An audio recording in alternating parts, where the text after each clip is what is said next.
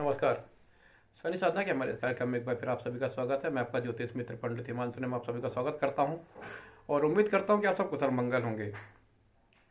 लाल किताब ज्योतिष का अनुपम ग्रंथ है, अनमोल ग्रंथ है और ये समझ लीजिए कि लाल किताब मतलब ज्योतिष का समुद्र है। सारा ज्ञान का भंडार लाल किताब में भरा पड़ा है। यदि आपको लाल किताब की संपूर्ण जानकारी है तो आप अपने जीवन की दिशा और दशा को सही कर सकते हैं।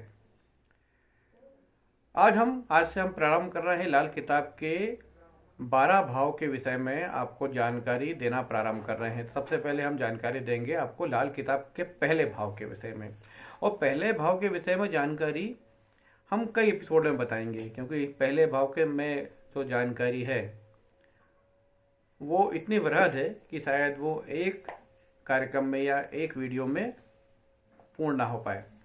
तो सबसे पहले पहले भाव के विषय में मैं जानकारी दूंगा कि लाल किताब का पहला भाव क्या है। देखिए, कुंडली के पहले भाव को हम बोलते हैं लग्न, यानी ये राजगद्दी है, राजा का सिंहासन है। तो कुंडली का जो पहला भाव होता है वो सिंहासन होता है जहाँ पर राजा बैठता है, यानी सबसे महत्वपूर्ण भाव है कुंडली का लग्न। यदि आपका लग्न मजबूत है तो आपका कुंडली मजबूत है, जीवन मजबूत है। इसलिए जीवन में कभी भी आपको अपने लग्न को सबसे ज़्यादा महत्व देना चाहिए, अपने लग्न को बलवान करना चाहिए। यदि आपका लग्न बलवान है तो आप बलवान हो। दूसरी बात, क्योंकि कुंडली में जो लग्न भाव होता है वो कुंडली का पहला भाव होता है, राजा का भाव होता है, सिंहासन का भाव होता है। और जो ग्रह मंडल है, आकाश मंडल है, उसका राजा कौन है? भगवान सूर्य।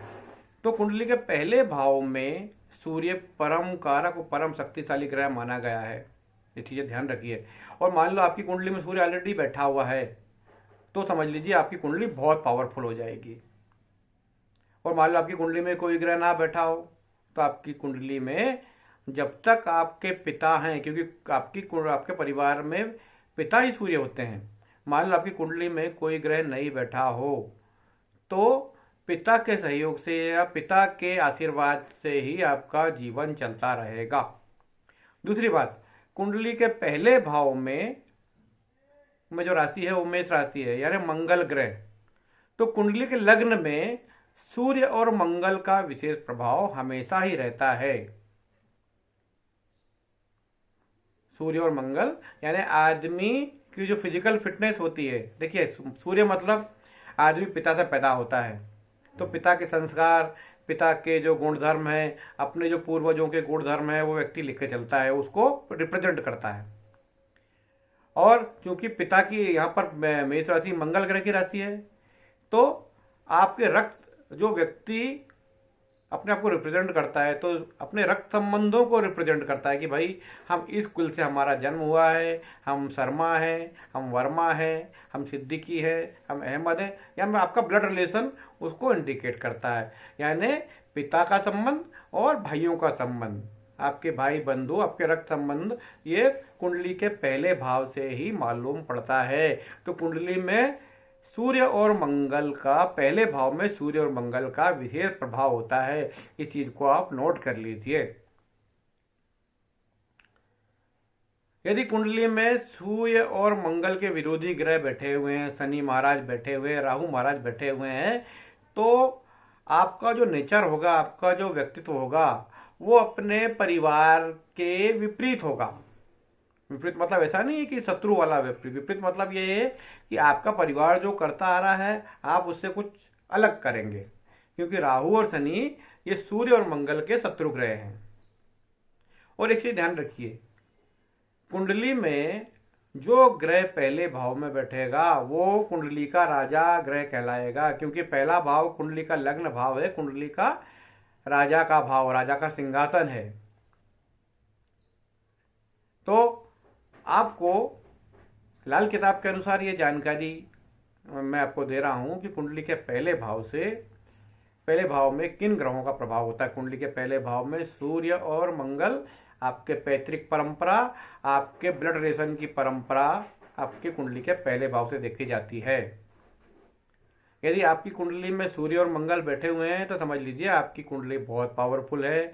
आप अपने पितरों की परंपरा को आगे बढ़ाते हैं।